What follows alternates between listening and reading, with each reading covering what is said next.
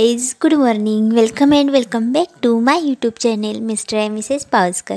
तर सकाळी पाणी भरलं मी आणि आज उन्हाळा तर सुरू झाला आहे. तुम्हाला तर माहिती आहे, आय थिंक तुम्हाला पण उन्हाळ्याची जाणीव होत असेल. तर त्यामुळे पहिल्यांदा बाटल्या पण घेतल्या भरायला. तर आज ना सगळ्या कळशा वगैरे वॉश करून घेतल्या. परत मी फिल्टर पण काढला तो वॉश करायला, कारण की रोजच काढते. पण आज पण म्हटलं जरा मस्तपैकी साबणाने वगैरे स्वच्छ करावं. परत बेसिन वगैरे स्वच्छ करून घेतलं, पाणी सुटलेलं त्यामुळे. त्याच्यानंतर मग ना बाटल्या वगैरे सगळ्या भरून घेतल्या, पाण्याच्या बाटल्या. तुमच्याकडे पण उन्हाळा सुरू झाला आहे का आणि तुम्हाला उन्हाळ्याची खरंच जाणीव होते का, नक्की सांगा मला. आज नाश्त्यामध्ये मी कांदे पोहे करणार होते. मी असा रेग्युलर नाश्ता करत नाही, म्हणजे 2-3 दिवस नाश्ता झाला ना, एक दिवस चहा करते. कारण की दूध राहतं ना, मग ते एकट्यानं संपत नाही आणि जास्त पिऊन चहा किती पिणार तर आम्ही दोघंजण. मी पण थोडा तसा कमी केला आहे, मी पण एवढं काही पित नाही. बाबा एकटेच पिणार, त्यामुळे ना असे 2-3 दिवस नाश्ता झाला की एक दिवस गॅप टाकते आणि त्या दिवशी चहा खारी किंवा चहा बिस्किट असंच करते. सगळ्यांना नाश्ता दिला तर मला काही अजून भूक नव्हती, त्यामुळे म्हणलं पहिल्यांदा कणिक वगैरे मळून ठेवावा. मला ना एकदा असं सकाळचा कंटाळा आला की मग परत काही कामं वगैरे करूच वाटत नाहीत. त्यामुळे पहिल्यांदा लगेच म्हणलं नाश्ता झाला पहिल्यांदा कणिक वगैरे मळून ठेवावं, म्हणजे नंतर निवांत असा नाश्ता करता येईल. आणि स्वयंपाकाची अशी बेसिक तयारी आहे ना आपली, जी म्हणजे पीठ मळून ठेवणे किंवा काही निवडी असेल, काही चिरून ठेवायचं असेल, हे सगळं आधी करून ठेवलं ना, मग परत स्वयंपाक करायला काही कंटाळा येत नाही. नाहीतर हे सगळं एकदम करायचं म्हटलं ना, लगेच लागलीच एका पाठीमागे एक अशी कामं आली ना सगळी, तर इतकं कंटाळा येतो एकटीला ना, की त्यामुळं करू वाटत नाही काय. मग असे डिवाईड करून कामं केली ना आपण, कंटाळा पण येत नाही. कारण की आता मी पीठ वगैरे मळून ठेवणार, भाजी वगैरे ती परत करणार, फक्त पीठ मळून ठेवणार आणि मग थोड्या वेळानं मग नाश्ता वगैरे करायचा म्हणलं. परत मग थोड्या वेळानं आमटी करायची आणि जेव्हा जेवायचे तेव्हा चपाती वगैरे. असं डिवाईड करून कामं केली ना, अजिबात कंटाळा येत नाही कामाला आणि असं वाटत पण नाही का एकट्यावर लोड झाला आहे म्हणून. कणिक वगैरे मळून झालं त्याच्यानंतर आले मी बेडरूममध्ये. तर ही आहे माझ्या लग्नातली शाल, म्हणजे मी लग्नामध्ये जी शाल वेअर केली होती ना, ती शाल आहे. तर ही शाल ना आमच्या शेजारच्या एका मुलगीला पाहिजे होती, तिनं घेऊन गेली ती. म्हणजे तिच्या कॉलेजमध्ये काहीतरी फंक्शन होतं, म्हणजे आय थिंक 19 फेब्रुवारी वगैरे असेल, त्यासाठी घेऊन गेलं. तर 1-2 महिने झालं तिच्याकडेच होतं, कारण की ती बाहेर असते शिकायला. तर ती म्हणलेली मला परत आता वहिनी येईल तेव्हाच देणार, आता काय भेटणार नाही लगेच. तर मला पण काही फंक्शन नव्हतं म्हणून मी दिलं. आणि आता काय लागणार पण नाही, एक तर जास्त लागून तर काय लग्नामध्येच लागणार, तर काय ते झालं पण फंक्शन म्हणून म्हणलं असू दे ठीक आहे घेऊन जा. बेडरूम आवरायला घेतल्यावर मग हे बोलले की नाश्ता दे. म्हणलं आता चला आपण पण त्यांच्यासोबत नाश्ता वगैरे करून घ्यावा. आणि घरात नाश्त्याला ना कांदे पोहे किंवा इडली डोसा असं काहीतरी केलं ना, तर खायला सगळेजण असतात. खरं मी जेव्हा शिरा उपीट वगैरे केलं ना, तर ते नाश्ता खायला कोणच येत नाही, फक्त बाबा आणि मी दोघंजणच खाणार. तर आज पोहे होते त्यामुळे सगळ्यांनी नाश्ता केला. माझ्या आवडीचा पण पदार्थ म्हणजे कांदे पोहे, त्यामुळे मी पण त्यांच्यासोबत नाश्ता करून घेतला.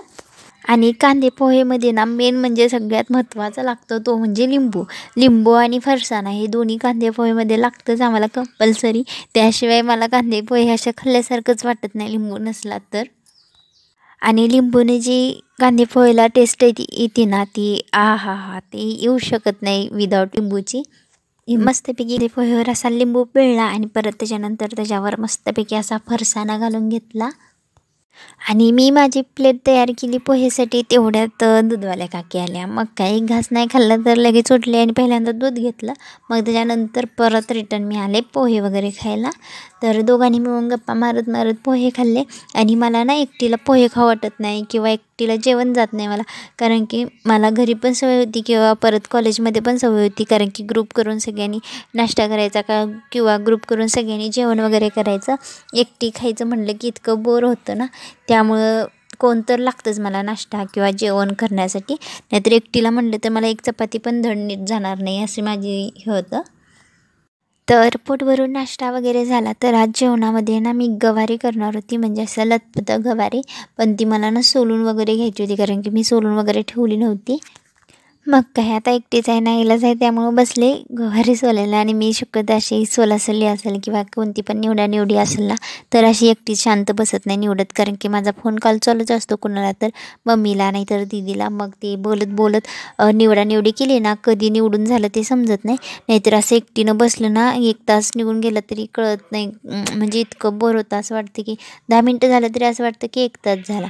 आणि तेच जर कॉलवर बोलत केलं ना निवडी, तर असं वाटतं की लगेच झालं.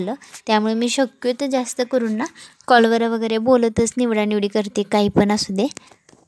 आणि मी जेव्हापासून त्या काचेच्या तेलाच्या बाटल्या ज्या मेशोवरनं मागवल्यात ना, तेव्हापासून मला तर ना असा स्वयंपाक वगैरे करायला जास्तच इंटरेस्ट वाटतो.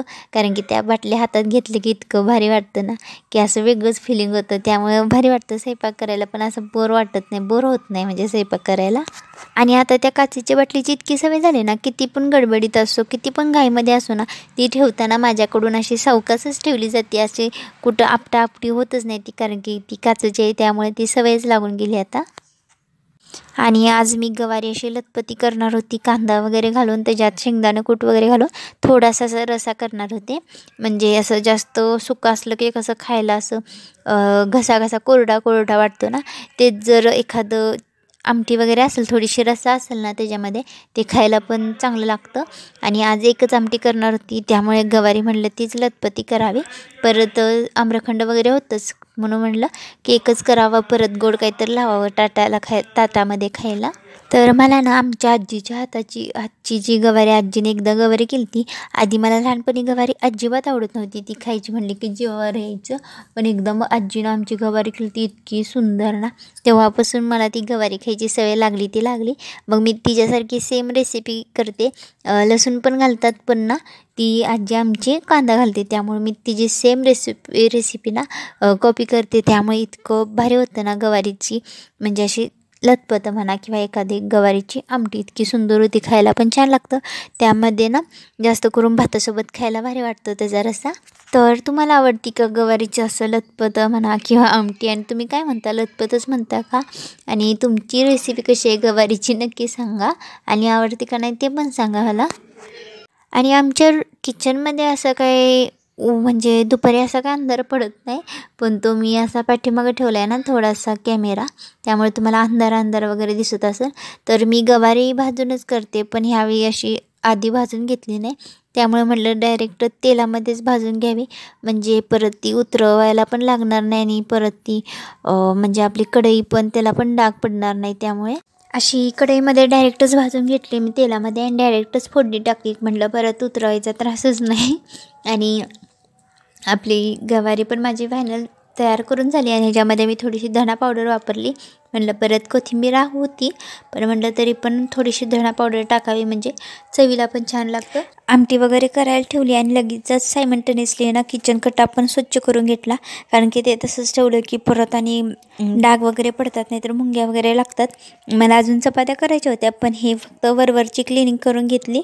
म्हटलं परत जास्त खराब व्हायला नको, म्हणून फक्त वरची क्लिनिंग करून घेतल्या, वरचं स्वच्छ करून घेतलं.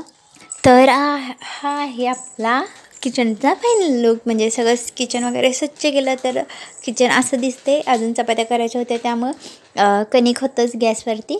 आता ते दुपारी जेवायच्या टायमिंगला करायचं. तर मग अशी ना माझी बेडरूम अर्धीच क्लिनिंग करता मी आवरताच माझं राहिलेलं, कारण की ह्यांनी मध्येच नाश्ता मागितला, त्यामुळे मी तसंच ठेवून आलते. सकाळी घाईमध्ये ना मी स्टॉपर असतो ना आपला तो दरवाजाचा, तिथंच टॉवेल अडकून गेले, कारण की म्हटलं बेडवर तर ठेवलं तर ती गादी खराब होणार, कारण की ओला होता. मी उपर्यंत तो वाळून पण गेलता, त्यामुळे वगैरे सगळं सामान वगैरे स्वच्छ नीट ठेवलं. बेड आवरला, परत सगळं क्लिनिंग वगैरे करून घेतली, बेडशीट वगैरे नीट ठेवलं. आणि कसं आहे, बेडरूम तर मेन म्हणजे आवरलीच पाहिजे. तर मी हे बलून्स आणलेले, बलून्स आणण्याचं कारण म्हणजे आज आमचा भाऊजींचा बड्डे होता.